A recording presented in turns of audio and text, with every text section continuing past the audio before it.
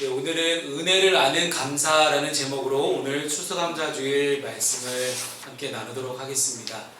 오늘 이 말씀을 통해서 저와 여러분이 진짜 감사란 무엇인가에 대해서 여러분 스스로 정의를 이렇게 내려볼 수 있는 그런 귀하고 복된 시간 될 수 있기를 소망합니다. 1년 동안 참 열심히 힘들게 잘 또 살아내 오셨습니다. 여러분 스스로를 참 칭찬하셔도 될 것 같습니다. 이 감사절기는 그런 절기인 것 같습니다.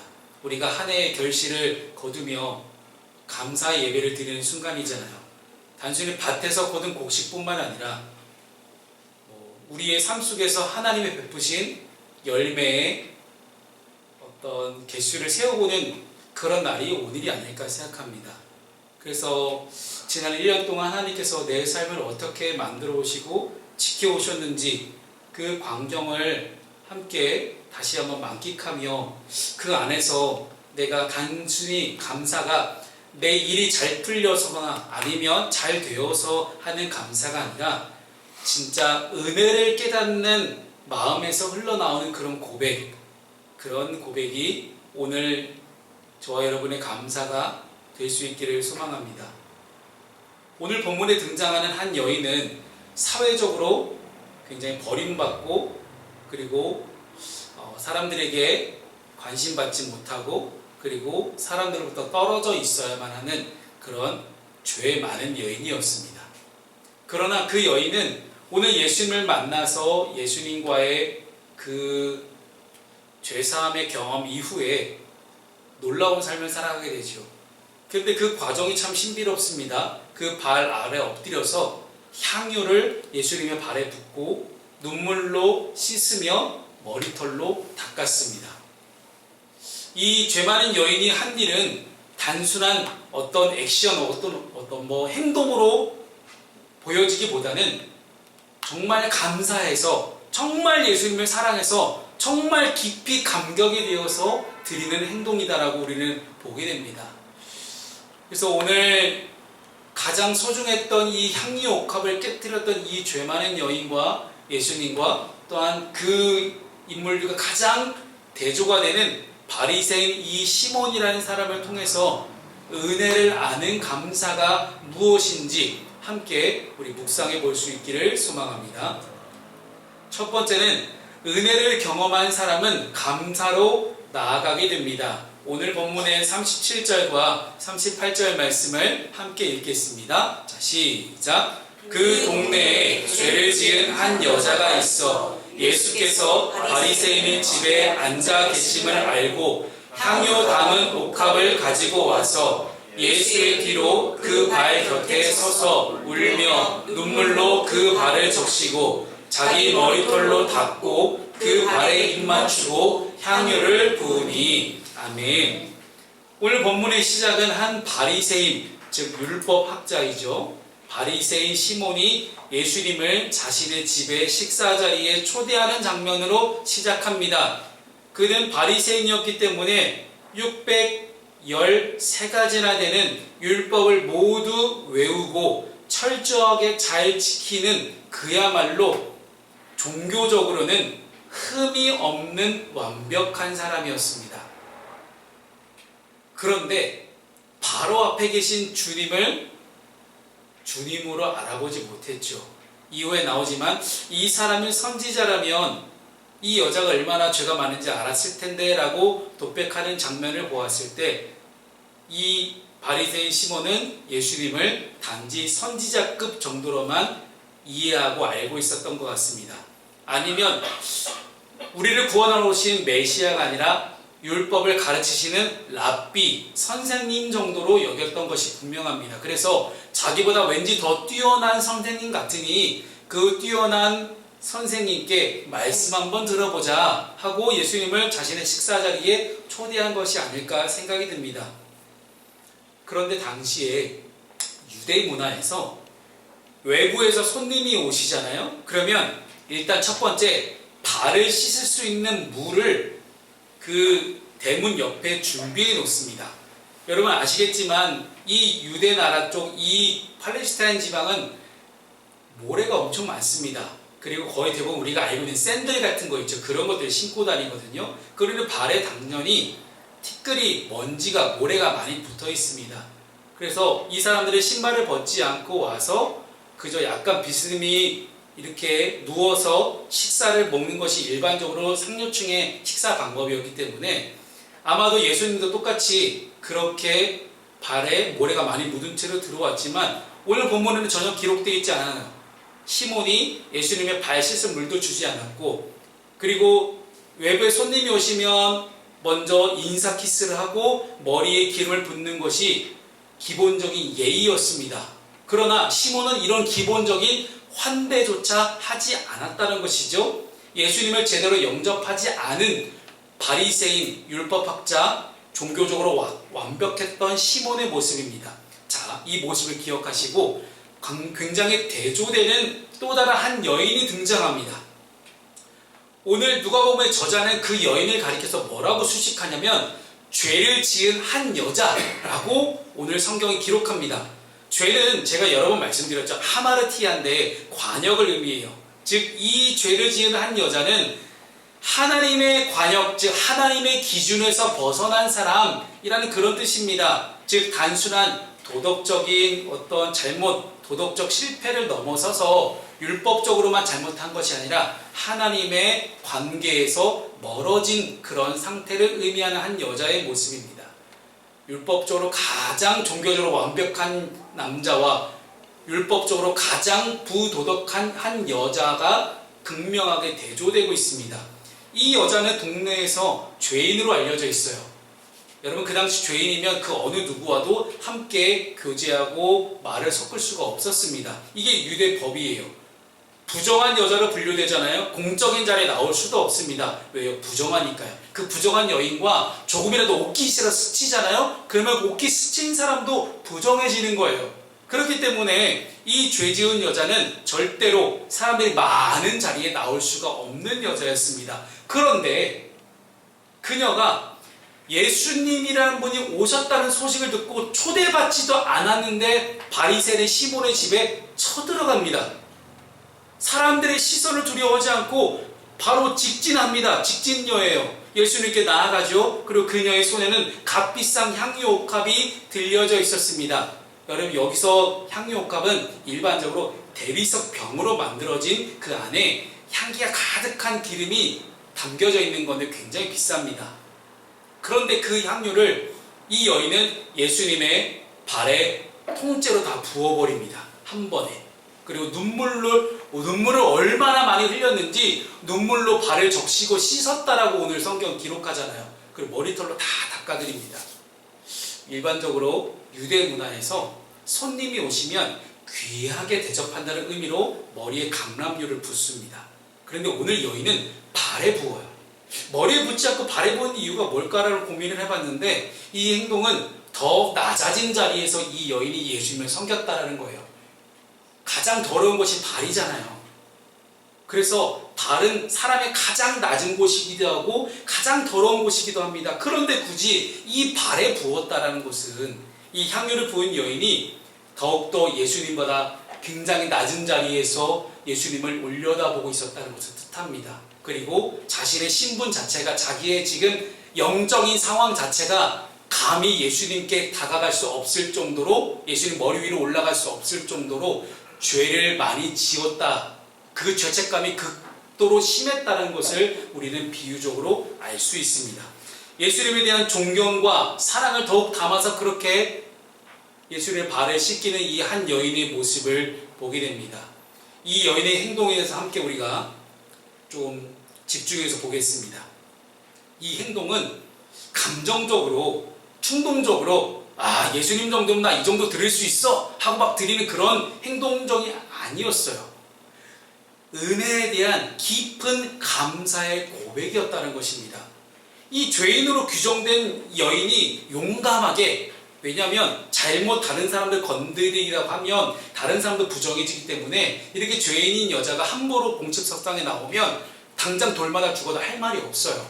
그런데 이 여인은 정말 목숨을 걸고 예수님께 나왔던 거거든요. 용감하게 예수님께 다가와서 예수님을 영접했다라는 것은 예수님을 영접했다라는 것은 이미 예수님께서 자기를 만나 주실 것이라는 확신이 있었던 것이고, 그 예수님께서 자신을 용서하실 수 있을 것이라는 것을 믿었기 때문입니다.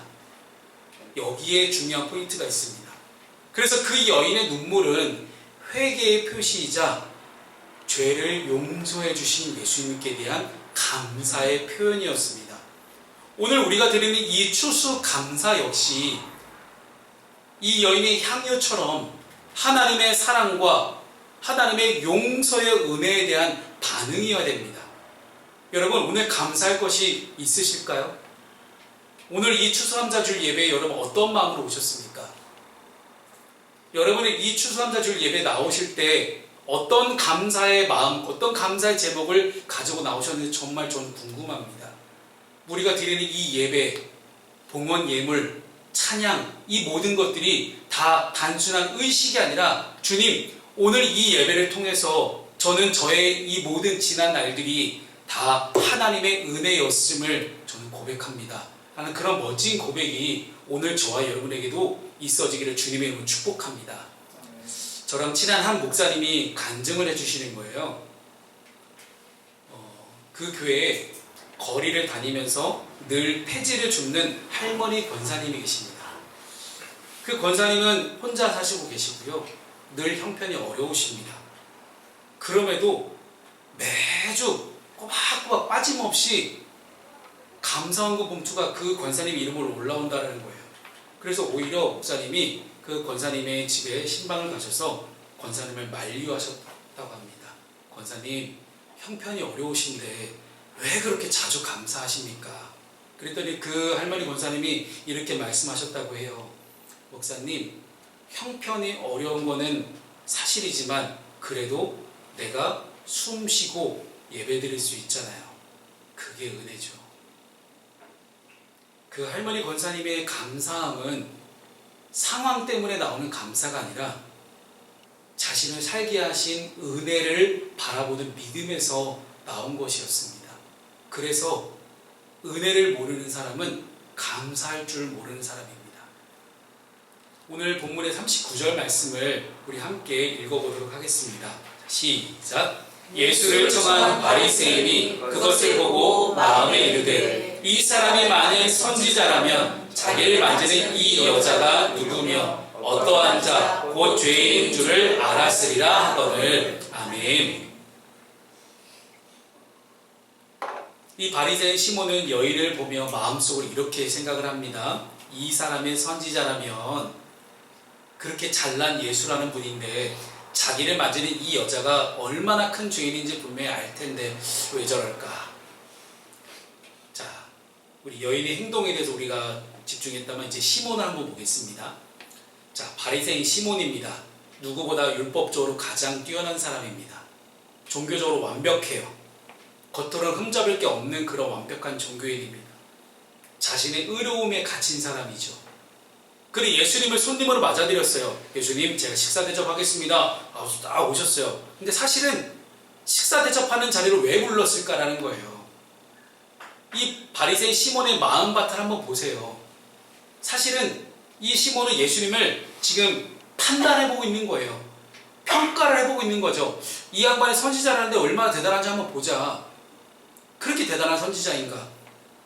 자신의 율법적 지식과 율법의 정의를 바탕으로 예수님이 선지자인지 랍비인지 아니면 또 다른 어떤 존재인지 가늠해보고 있었던 거예요. 무엇보다도 자신의 율법적 논리대로는 절대 이 여인은 용서받을 수 없는 죄인이라는 확신이 있었기 때문에 이 39절처럼 생각할 수밖에 없지 않았을까 생각합니다. 예수님은 이제 그런 시몬의 마음을 다 아십니다. 그리고 비유를 말씀하시죠. 자, 어떤 채권자에게 빚진 사람이 둘이 있습니다. 한 명은 500데나리온, 한 명은 50데나리온을 빚을 졌습니다. 탕감해 주었을 때 누가 더 사랑하겠느냐라는 질문이에요. 그랬더니 시몬은 대답하죠. 여러분도 아마 다 똑같이 대답하실 겁니다. 많이 탕감받는 사람, 즉 500데나리온을 빚진 사람이 더 감사하겠죠. 아니 50하고 500은 너무 큰 차이잖아요. 예수님 말씀하시죠. 네가 옳다. 여기서 핵심이 있습니다. 핵심적인 문구가 있는데, 사랑은 용서받은 은혜의 깊이만큼 커진다라는 거예요. 사람은 자신이 얼마나 용서받았는지를 깨달을 때 비로소 감사할 수 있습니다.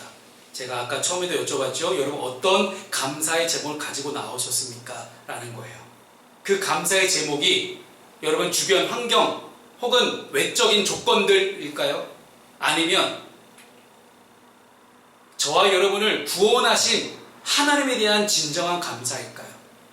여러분 그 무엇보다도 우리에게 있어서 감사 제목에 1순위가 분명히 있습니다. 우리에게서 가장 최고의 감사 제목 1순위, 감사기도 1순위는 하나님 이렇게 죄 많은 저를 용서해 주셔서 감사합니다. 이 기도 제목이 여러분 가운데 제일 첫 번째로 나와야 됩니다. 시몬은 종교적으로 깨끗했습니다. 그러나 하나님의 은혜를 모르는 사람이었습니다. 반면에 이 죄 많은 여인은 도덕적으로 타락했어요. 아마 저희가 봐도 이 사람 죄인이 맞아라고 얘기했을 거예요. 이 사람은 흠이 많아.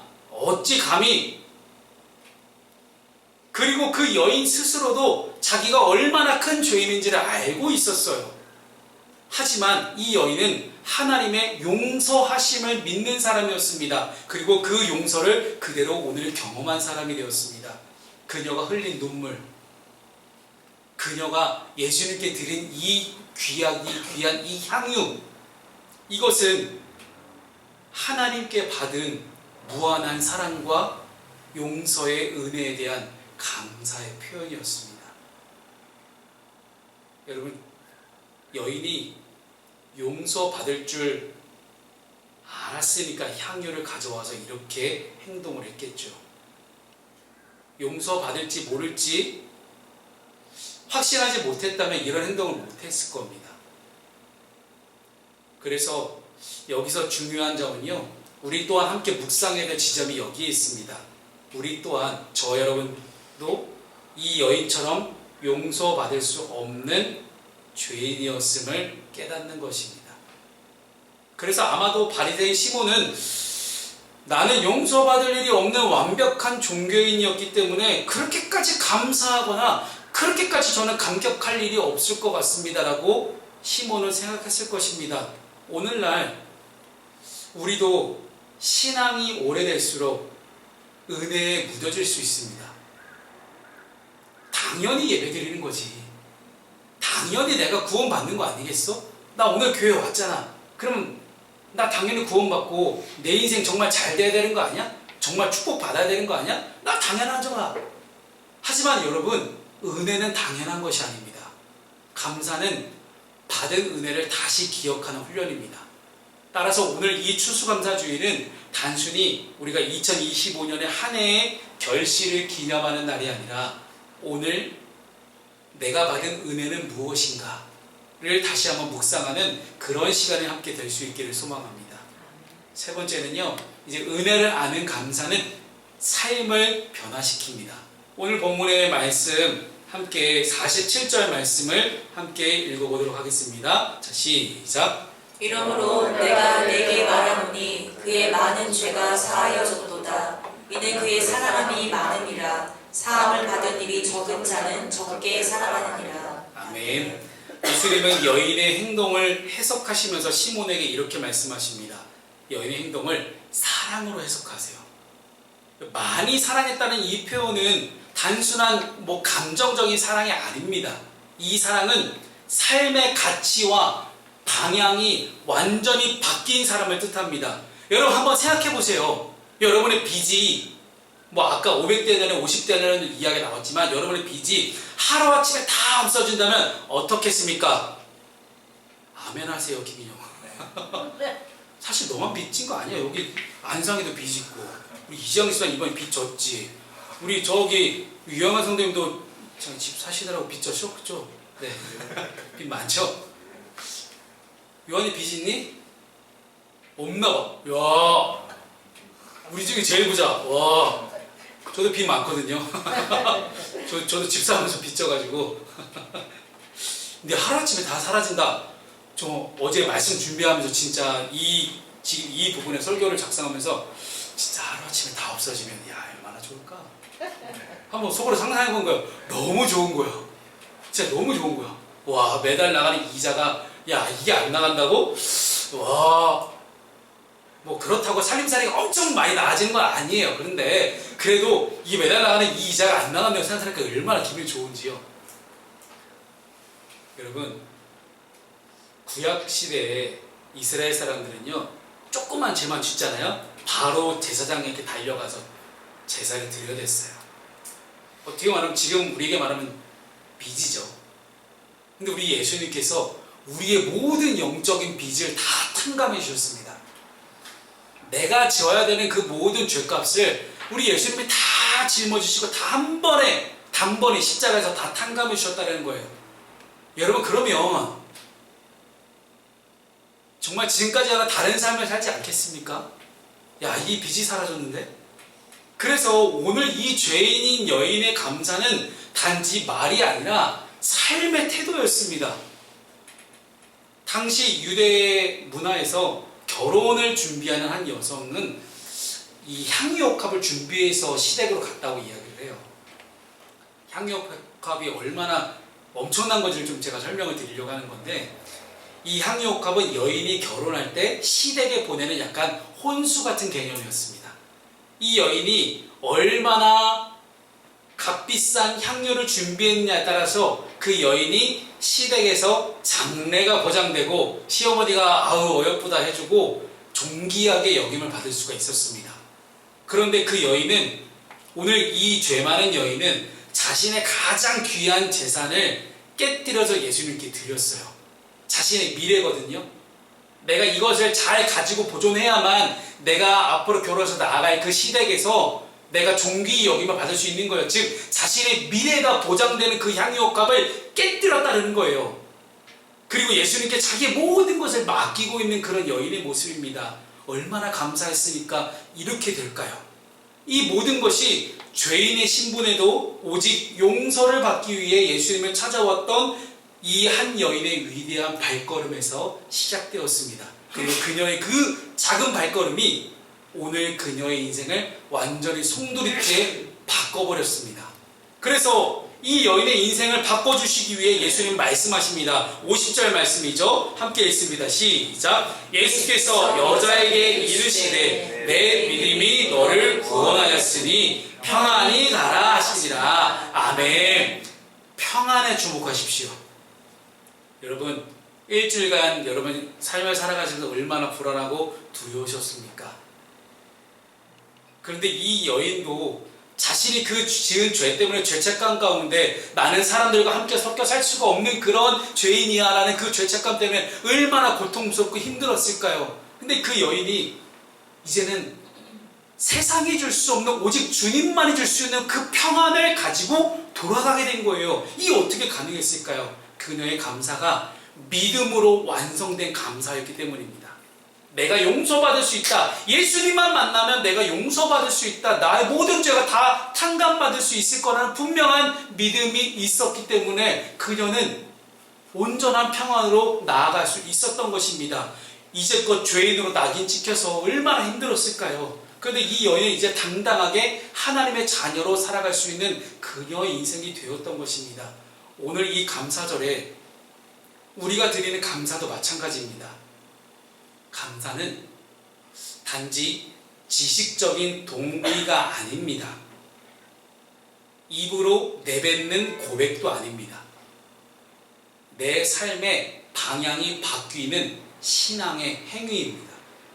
그래서 우리는 이제 감사를 이렇게 정의해 볼 수 있습니다. 감사는 은혜를 기억하는 믿음의 습관이며 사랑으로 표현되는 헌신입니다. 따라서 감사하는 사람은 절망 중에도 희망을 바라보는 사람입니다. 왜냐하면 은혜를 경험한 사람은 단지 내 눈앞의 상황이 아니라 은혜를 주신 그 주님을 바라보기 때문입니다. 오늘 말씀을 정리하겠습니다. 사랑하는 성도 여러분, 오늘 우리는 한 죄 많은 여인의 눈물 속에서 진정한 감사를 보았습니다. 바리새인 시몬은 종교적으로 율법적으로 너무 완벽한 사람이었지만 감사가 없었습니다. 이 여인은 죄인이었지만 은혜를 깨달았기 때문에 감사했습니다. 찬송가 중에 세상 모든 풍파 너를 흔들어 라는 그런 찬송가가 있습니다. 이게 후렴 가사가 이래요. 받은 복을 세어보아라. 크신 복을 내가 알리라.